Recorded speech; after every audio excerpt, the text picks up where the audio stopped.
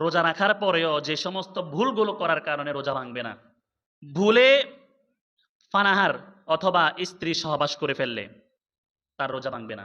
ভুলে রোজা রেখে ইনজেকশন, স্যালাইন দিলে, যে ইনজেকশন স্যালাইন ক্ষুধা নিবারণ করে না, আহারের কাজ দেয় না, ওই ধরনের ইনজেকশন স্যালাইন দিলে তার রোজা ভঙ্গ হবে না। এরপরে রোজা রেখে চোখে সুরমা দিলে, ড্রপ দিলে রোজা ভাঙবে না। রোজা রেখে তেল অথবা কোনো ক্ষত স্থানে মলম অথবা শরীরে পাউডার ব্যবহার করলে, যেগুলো সুগন্ধি ফেটে যাবে না, অথবা আপনি ক্রিম ব্যবহার করলে, শরীরে তেল লোশন ইত্যাদি ব্যবহার করলে, সেগুলোর দ্বারা আপনার রোজা ভঙ্গ হবে না। শর্ত হচ্ছে সেগুলোর ঘ্রাণ যাতে আপনার পেটে না যায়। এরপরে পানিতে নামা, গোসল করা। দেখা গেছে আপনার কাছে ক্লান্ত লাগতেছে, আপনি একবারের জায়গায় 2 বার 3 বার গোসল করলেন শরীরটা একটু স্থির হওয়ার জন্য, আপনার কাছে অশান্তি লাগতেছে, অথবা বারবার আপনি মাথায় পানি ঢালতেছেন ইত্যাদি, অথবা গোসল করতে গিয়ে ভুলে আপনার কানে পানি ঢুকে গেছে, এই সমস্ত বিষয়ের কারণে আপনার রোজা ভাঙবে না। অনিচ্ছাকৃতভাবে রাস্তায় চলাচলের ক্ষেত্রে রাস্তার ধুলা বালু অথবা ধোঁয়া ময়লা ইত্যাদি আপনার গলায় যদি প্রবেশ করে, এর দ্বারা আপনার রোজা ভঙ্গ হবে না। দাঁতের ফাঁকে আটকে থাকা কোনো খাদ্য, কোনো খাবার আপনি যদি গিলে ফেলেন, সেটি যদি চনা বুটের চাইতে ছোট হয়, তাহলে আপনার রোজা ভঙ্গ হবে না। অনিচ্ছাকৃতভাবে আপনার যদি মুখ ভরে বমি হয়, তাহলে আপনার রোজা ভঙ্গ হবে না। যদি আপনি ইচ্ছাকৃতভাবে বমি করেন মুখ ভরে, তাহলে আপনার রোজা ভেঙে যাবে। এরপরে আপনি ঘুমিয়েছেন দিনের বেলায়, হঠাৎ আপনার স্বপ্নদোষ হয়েছে, এর দ্বারা আপনার রোজা ভঙ্গ হবে না। গর্ভবতী মহিলার রক্তপাত হলে এর দ্বারা রোজা ভঙ্গ হবে না। ফ্যাটের কোনো রোগের কারণে পেটের বিভিন্ন চিকিৎসা, যেমন এন্ডোস্কোপি, এই ধরনের পরীক্ষা নিরীক্ষার দ্বারা রোজা ভঙ্গ হবে না।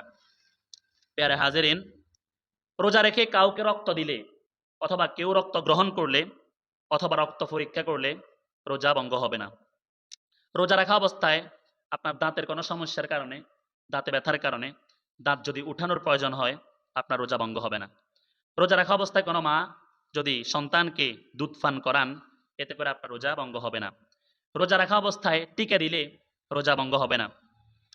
লবণাক্ত অথবা মিষ্টান্ন পানি দ্বারা অজু করলে আপনার রোজা ভঙ্গ হবে না, যদি সেটির স্বাদ সেটি যদি পেটে না যায়।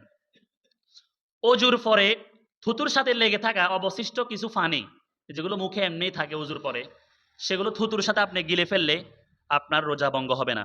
অথবা আপনার মুখে থুতু এমনি যদি গিলেন, এর দ্বারা রোজা ভঙ্গ হবে না। অনেকেই থুতু অনেকক্ষণ ধরে জমা করে রাখে, মুখ ভরে থুতু গিলে ফেললে এটি অনুচিত, এটি মাকরু, এটি করবেন না। এমনি স্বাভাবিকভাবে আপনি থুতু গিলবেন, এর দ্বারা আপনার রোজা ভঙ্গ হবে না।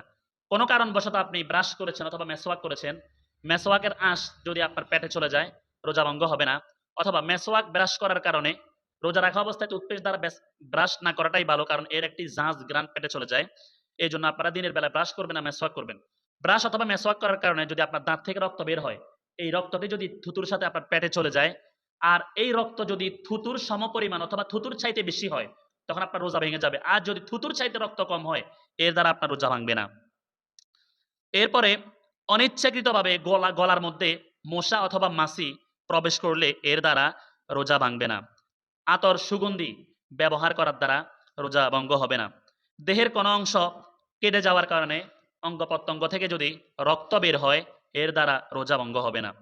রোজা রাখা অবস্থায় চুল, নখ, শেপ ইত্যাদি কাটার দ্বারা আপনার রোজা ভঙ্গ হবে না। ফাঁক করার সময় তরকারির লবণ একটু মুখে নেয় যে লবণ ঠিক হয়েছে কিনা, আপনি শুধু একটু জিহ্বার সাথে ঝোলটাকে একটু লাগাবেন, হালকা একটু টেস্ট নিবেন, নেয়ার পরে বুঝতে পারবেন জিহ্বার সাথে লাগানোর পরে যে লবণ ঠিক হয়েছে কিনা। এরপরে আপনি এটা গিলবেন না, এটা থুতুটাকে ফালাই দিবেন, এর দ্বারা আপনার রোজা ভঙ্গ হবে না। কিন্তু টেস্ট করতে গিয়ে যদি আপনার ঝোল অথবা স্বাদ পেটে চলে যায়, এর দ্বারা রোজা ভঙ্গ হয়ে যাবে।